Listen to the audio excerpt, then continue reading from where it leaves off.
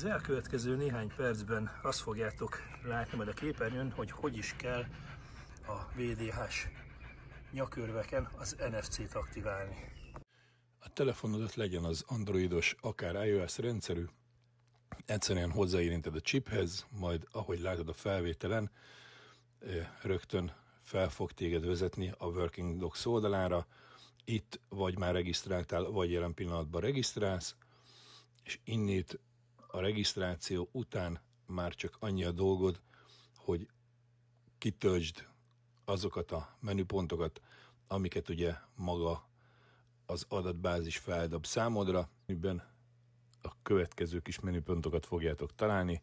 Chip azonosító, hát nyilván itt ugye a kutyust tudják ugye beazonosítani, gazdaneve, e-mail cím, telefonszámod, ugye a kutya neve, kutyának a születési ideje, törzskönyvszáma, mikrochip száma, útleveli, oltáskönyve, utolsó oltás, ezek szerintem mind-mind nagyon hasznos információk.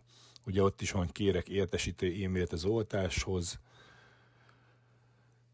és az esetleges betegségek, ami szerintem így a menüpontban az egyik legjobb dolog, hiszen bármi problémája van a kutyusodnak, gyógyszeres ellátásba kell, hogy részesüljön, vagy bármi olyan dolog van, ami nem árt, hogyha tudja az, akihez mondjuk került, aki megtalálta a kutyust, akkor ezek nagyon fontos információk lehetnek.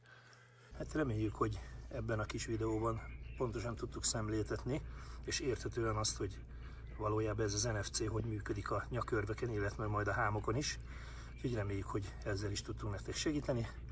Úgyhogy majd a következő VDH-s kisfilmben találkozunk. Szevasztok!